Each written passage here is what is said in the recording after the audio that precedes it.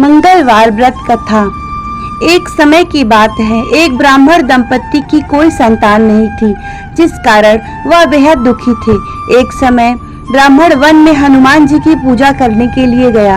वहां उसने पूजा के साथ महावीर जी से एक पुत्र की कामना की। घर पर उसकी स्त्री भी पुत्र की प्राप्ति के लिए मंगलवार का व्रत करती थी। वह मंगलवार के दिन व्रत के अंत में हनुमान जी को भोग लगाकर ही भोजन करती थी।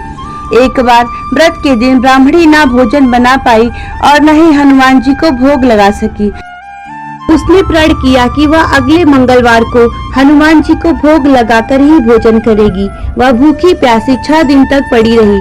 मंगलवार के दिन वह बेहोश हो गई। हनुमान जी उसकी निष्ठा और लगन को देखकर प्रसन्न हुए। उन्होंने आशीर्वाद स्वरूप ब्राह्मणी को एक पुत्र दिया और कहा, यह तुम्हारी बहुत सेवा करेगा।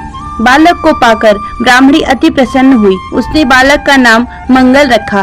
कुछ समय उपरांत जब ब्राह्मण घर आया तो उसने बालक को देखकर पूछा कि वह कौन है। पत्नी बोली कि मंगलवार व्रत से प्रसन्न होकर हनुमान जी ने उसे यह बालक दिया है। ब्राह्मण को अपनी पत्नी की बात पर विश्वास नहीं हुआ। एक दिन मौका देखकर ब्राह्मण ने बालक को कुएं में गिरा दिया।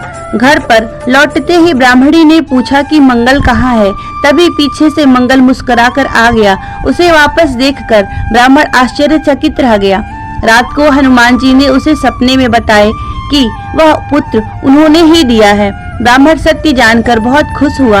इसके बाद ब्राह्मण दंपति प्रत्येक मंगलवार को व्रत करने लगे। जो मनुष्य मंगलवार व्रत कथा को पढ़ता या सुनता है और नियम से व्रत रखता है, उसे हनुमान जी की कृपा प्राप्त होती है। उसके सब कष्ट दूर हो जाते हैं। उसे सर्व सुख प्राप्त होता है और हनुमान जी की दया का पात्र वह हमेशा बना रहता है।